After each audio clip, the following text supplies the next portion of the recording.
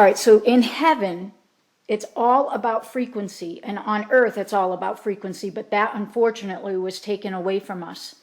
And we've probably heard about the mysteries of Tartaria, but Tartaria is only a lost echo of the Garden of Eden. We're called back to Eden according to Acts chapter 3, verses 18 through 21. That's the emergence of the kingdom age, which I'm happy to go through in just a moment.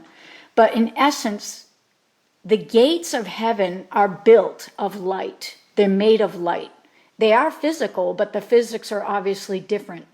So if we're tapping into finding out, is it possible for hell to invade the kingdom of heaven through their gates system? It's impossible, and the reason why is because it's not that we're using our, pumping iron, 400 pounds, for each bicep. It's not that.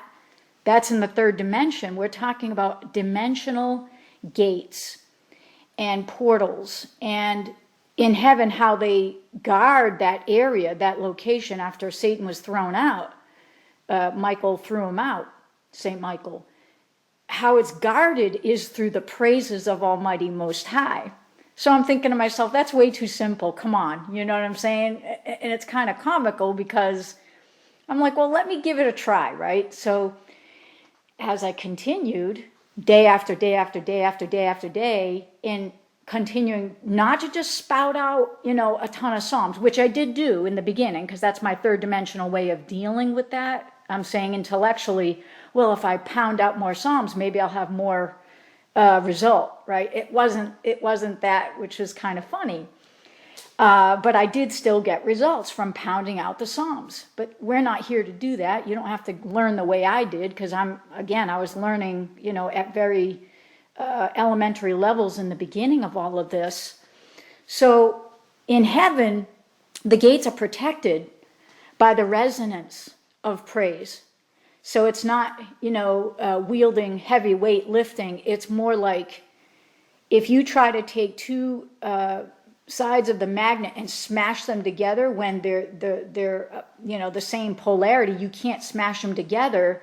It's going to push away. These magnets are going to push away from each other. That's the concept we're dealing with when we're dealing with praises or psalms or songs of praise. And so St. David and several others have come up with this compendium known as the Psalms. We have 150 of them. But there's really more than that. And a lot of those have been lost to us, which we know about because certain parties, wanted to separate us from the more poignant elements of the fullness of the Psalms. So we have 160 Psalms in the Psalm Codex, in addition to the Psalms of Solomon, the son of David.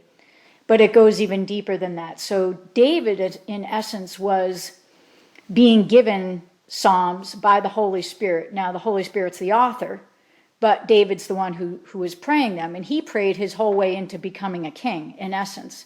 He had a nasty situation where he was hunted down, and it went on for well over a decade. So he knows how it feels to be a targeted individual in his day.